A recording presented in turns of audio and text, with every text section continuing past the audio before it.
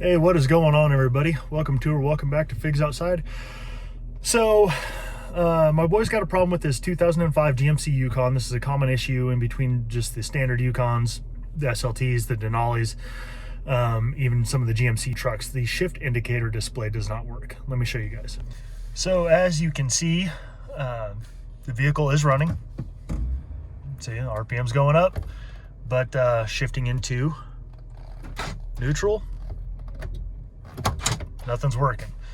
So what you're gonna have to do is you got to lower your steering wheel all the way, and then you're gonna have to put this all the way down into first gear, and that'll allow you to remove the trim bezel from around the piece. And then once you have that, it'll give you access to the inner workings behind this and to get this display out, because you're gonna have to resolder it or to replace it. I got the steering wheel all the way down, got the shift lever down into first, and so what you're gonna do is you're just gonna wanna gently pull all the way around the trim piece right here.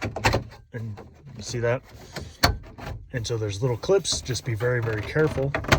And as you can see, it's coming loose. So that's what we're gonna wanna do. I'm gonna do it because I only have one hand, and I'll show you guys what it looks like when it's done. Got the dash trim piece off, as you can see it right there. And so now what you got to do is I put the shifter back up because I had the door open. I was tired of hearing it ding. So what you can do, turn it, put it all the way down. Anyway, so now it's got 4 bolts right there, and what you're going to want to use is a 7mm. Little bitty guy right there. I don't know if it'll zoom in on it. Focus. There it is. But anyway, so you got 4 little bolts there. This piece is going to pop out. You're going to bring it forward, and on the back there's a blue clip, and that's the main power clip to the dash.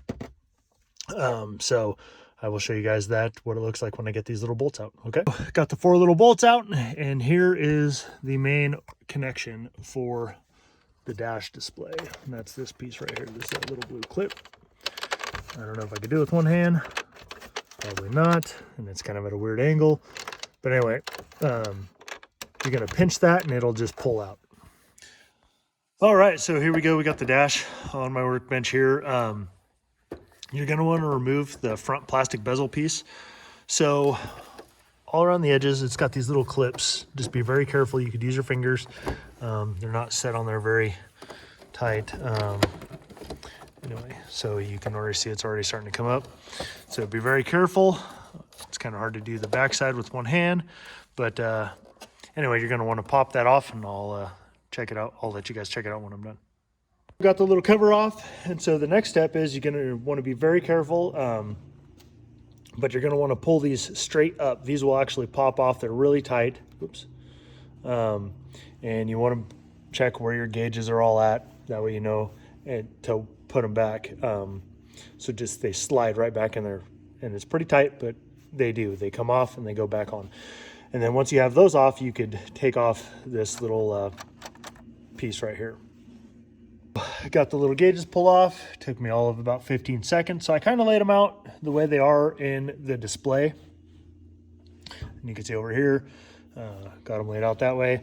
And so with this, you just be very careful. Lift up on the edges very, very easily. Grab this.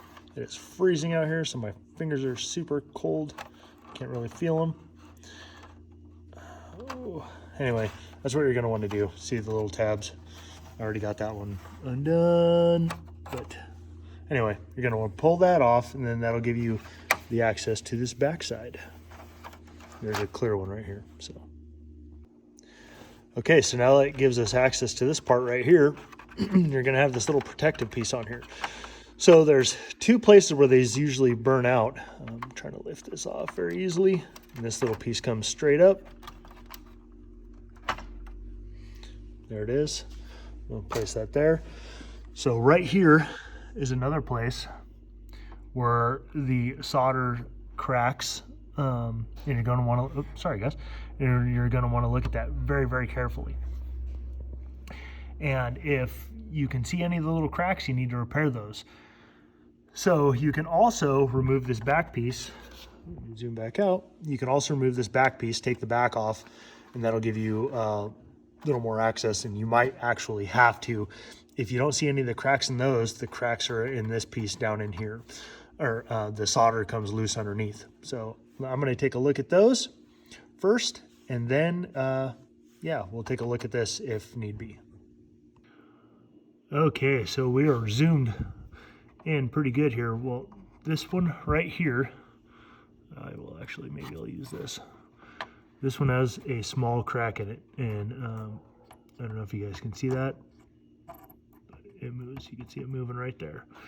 And so you could also see that it's kind of yellowy, so it's getting a little warm there. But what I am going to do is I'm probably just going to put a dab of solder on all of them, and see if we can see the backside of these. Backsides actually look pretty good, except for that one on the far left. It looks like it has a crack as well. Use your solder gun, just a little bit of solder, and try to do the best job you can. Try not to get it too globby or to move those little, I'm brain farting it right now, but you don't want to move those around too much.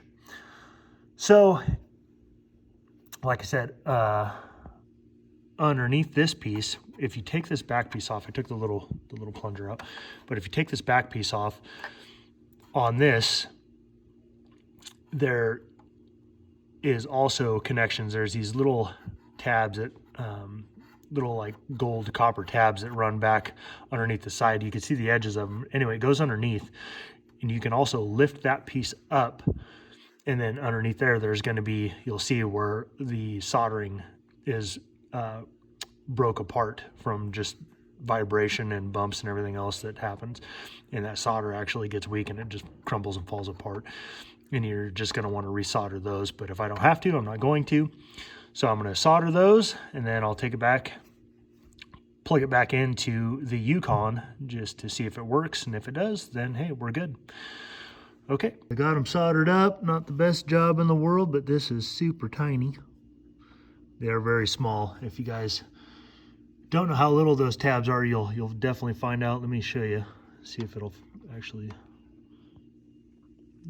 zoom in. So you could see they're very, very tiny compared to my finger. So, all right, well, I'm gonna go plug it back into the dash, and we'll see if the shift selector lights up, and if it does, that is awesome. All right, see you in a few. All right, so there's the test. We got it plugged in, and yeah, now it has the shift indicators. So sorry for the dinging noise. Anyway, I'm gonna go put this all back together, and it's just the reverse order of the way that we took it apart. And then yeah, I'll show you guys what it's like when we're all done. So as a reminder, y'all, I just want to point out real quick that as you put this plastic piece back in, just be very careful you don't booger up those pins, because remember, your needles, your gauge needles have to go back on there. So there it is. It is on. What do I got going on here? Got the blinker going. Anyway, yeah, wasn't there before. Pretty sweet, pretty simple fix. So thanks for hanging out with me, y'all, and thanks for watching this video. And if you could, please hit that thumbs up button and subscribe if you haven't already. Yeah, I greatly appreciate your guys' time, and yeah, just for watching this video. And I mean, it was pretty simple. We started it pretty late. It's not fully dark now, but it is getting dark. And so I think the whole thing, start to finish, taking everything apart, including the soldering. Soldering takes the most time, just because it's so tiny and you got to use really thin gauge soldering wire. But I mean, it saves you a ton of money. If you take this to a dealership or another auto shop, it's going to cost you anywhere from $300 to $500. Or if you bought a whole new little instrument panel, it's the same thing. It's going to cost you anywhere from $200 to $400. So 35-40 minutes of your time, maybe an hour, and yeah, you save a ton of money. So hope this helps you out and taking up enough of your guys' time. Hope you have a great day. Bye-bye.